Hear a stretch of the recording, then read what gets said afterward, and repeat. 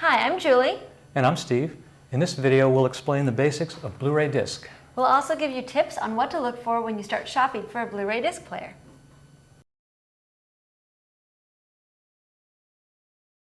So we all know that standard DVDs look pretty good, but they're not high definition and they can't take full advantage of today's HD TVs. That's why the big deal about Blu-ray is superior picture quality. Exactly. These discs use 1080p picture resolution, which is 6 times the resolution of standard DVDs, for much greater clarity and detail. That makes Blu-ray disc the main source of true 1080p video for today's 1080p TVs. So, if standard DVDs look like this, Blu-ray movies look like this. Of course, you don't have to have a 1080p HD TV to watch Blu-ray. That's right. You can set a Blu-ray player to send the right signal to a 720p or 1080i HD TV too. Blu-ray discs also offer much better sound quality than standard DVDs. Along with the usual Dolby Digital and DTS options, some Blu-ray discs have up to 7.1 channels of sound with Dolby Digital Plus and DTS HD. Some also offer lossless surround sound that duplicates the film studio's master tape. These lossless formats are known as Dolby True HD and DTS HD Master Audio. So, how do you decide between the different players? Well, there are a number of things you might look for. For example, if you have a large collection of standard DVDs, you may want to look for a player with exceptional upconversion technology, so your discs look their best.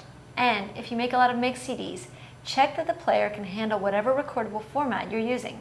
For example, if you've burned a lot of MP3s to CDR, check to be sure that the player can handle both MP3s and CDRs.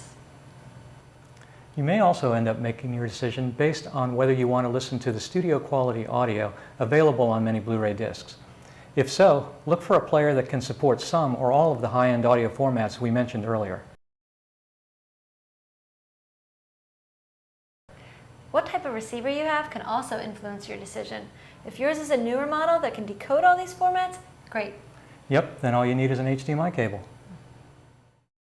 However, if your current receiver can handle HDMI connections but lacks decoding for those high-end formats, you may want to look for a player with built-in decoders. It'll convert the audio to a form your receiver can handle, called PCM, and send that along via HDMI. Or if your home theater receiver doesn't have HDMI, but does have multi-channel analog audio inputs, you should look for a player that can both decode those high-quality formats and send them along an analog connection.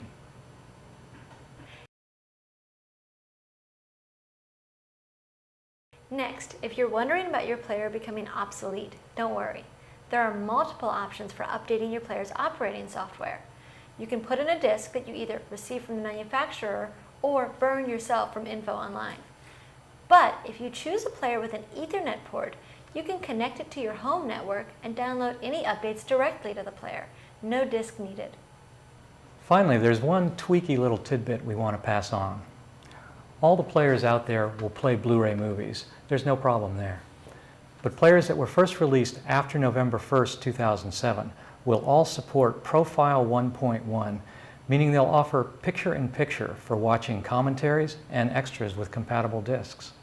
And a few players, those known as Profile 2.0 or BD Live players, will also be able to download extra content and offer interactive features with some discs.